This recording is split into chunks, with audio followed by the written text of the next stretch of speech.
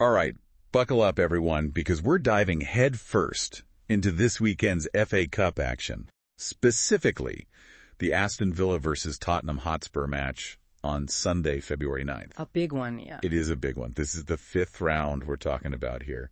And you know us.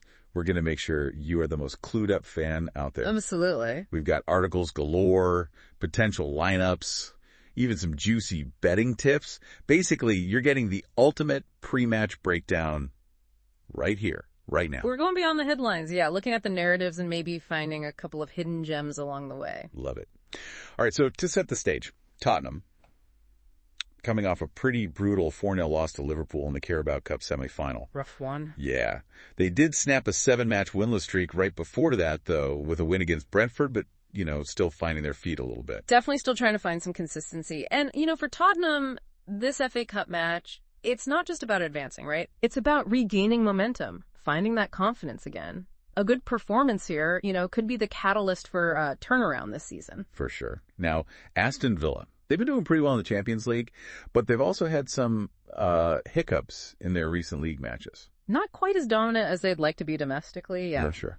But for Villa, this is an opportunity to keep their cup run alive and maybe, just maybe, end that trophy drought. It's been 29 long years since their last major trophy. And get this, it's been since 1957, almost 70 years since they last won the FA Cup. This match is a chance to write history. Talk about pressure. Now, purely looking at history, you might think Tottenham has this in the bag, right? On paper, maybe. Commanding record against Aston Villa. 79 wins to Villa's 60. And they've been dominant at Villa Park, too, winning 9 of their last 10 there. But, and this is where it gets interesting, there's a little twist to this whole narrative. Before Tottenham's current 2-match winning streak against Villa, they actually lost 3 in a row. No way, really? Yeah. 3 losses, back-to-back-to-back. Back-to-back-to-back. Okay, what happened there? I mean, let's dig into those games, see if there are any trends or, tactical shifts that might point to maybe another potential upset this Sunday.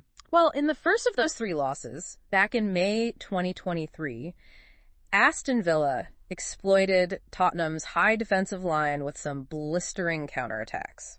Won that one 2-1. And then, in September of the same year, Villa did it again, winning 3-1.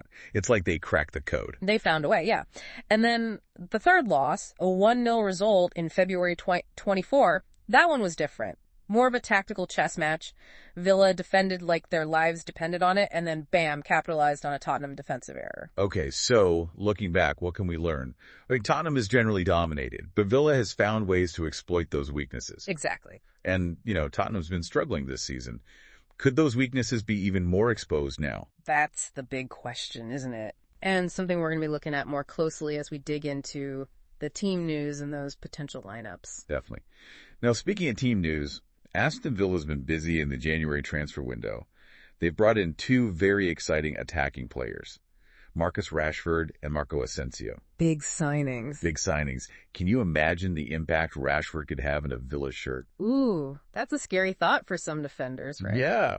It'll be fascinating to see how they fit in, especially with the attacking talent Villa already has. But it's not all rosy for Villa. They've got some key injuries, too. Pau Torres, Tyrone Wings, Matty Cash, Ross Barkley, all sidelined. And Ollie Watkins is a doubt. Oh, not good. Not good, no. All right, Tottenham then. Injury list is, well, it's long. Missing key players all over the pitch. Guglielmo Vicario, Christian Romero, Destiny Udogie, James Maddison, Wilson Odobert, Timo Werner, Brennan Johnson, Dominic Solanke. Radu Dragoon is out long term. Oof, yeah, it's a tough situation for them. Real test of their squad depth. And then, to make matters worse, they lost Richarlison to injury in the first half against Liverpool. That's insult to injury, right? Yeah. But they do have new signings, Kevin Danso and Mathis Tell, who could, make a difference. Maybe they're the spark Tottenham needs. Fingers crossed for them. Okay, so who's actually going to be starting? Let's look at those predicted lineups. All right, for Aston Villa, we're looking at a 4-2-2-2 formation. Olsen in goal. Backline of Garcia, Konsa, Kamara, and Maatsen. In midfield, we've got Onana and Tielemans, with Asensio and Rodgers playing in front of them. Up top could be the dynamic duo of Rashford and Malin leading the attack. Okay. Strong lineup. Yeah, very strong. Tottenham also predicted to go with a 4-2-3-1 formation, with Kinski in goal, the backline expected to be Porro, Danso, Gray, and Spence. Midfield, we've got Bentancur, Bissouma, and Birdval. And leading the attack, Kulishevsky, Son Heung-min, and Tell. Interesting. And what's interesting here is the potential tactical clash. Aston Villa's predicted lineup suggests a more direct approach. Utilize the pace and power of Rashford and Malin. Right. Meanwhile, Tottenham, their formation indicates they'll likely try to control possession, create chances through their midfield, and that attacking trio. So a very classic, clash of styles potentially brewing. Absolutely. And it makes you wonder, how will Tottenham's depleted backline cope with Villa's attack, especially if Rashford's on the pitch? Yeah, and I'm thinking particularly about Danso, Tottenham's new signing. Yeah.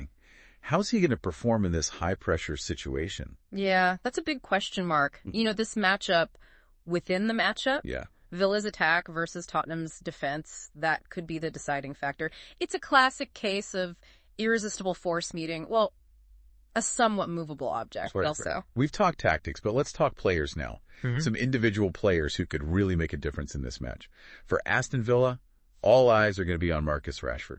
If he starts... He's a game changer, that's for sure. Yeah. I mean, the speed, the skill, and that clinical finishing. Any defender's nightmare. And get this, he's scored 6 goals against Tottenham in his career. Wow, he really seems to have their number. He does. So, yeah, if Rashford's on form, Tottenham's defense is going to have a long day. Absolutely.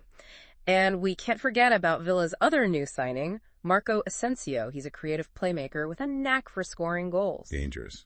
Very dangerous. He could be the key to unlocking that Tottenham defense, creating those chances for Rashford and Malin. All right, now over to Tottenham. They've got their injury woes, but, even with those, they still have some serious firepower up front. Son Heung-min, proven goal scorer, and he loves scoring against Aston Villa, especially at Villa Park. Yeah, Son. He's a player who can turn a match on its head in an instant. That movement, his finishing, the ability to just create something out of nothing, Tottenham will be relying on him to deliver the attacking goods. Okay, so time to put it all together, make some predictions. We've looked at the form, the history, team news, potential lineups. What's going to happen in this match? What do you think? You know what? I'm going to go out on a limb here and say Aston Villa wins this one, 2-1. I think Rashford and Asensio, that new attacking duo, are going to be too much for Tottenham's defense, especially with all the injuries. And, of course, Villa's going to have that home crowd advantage. I see you're 2-1, and I raise you a goal. I'm going 3-2 thriller Aston Villa.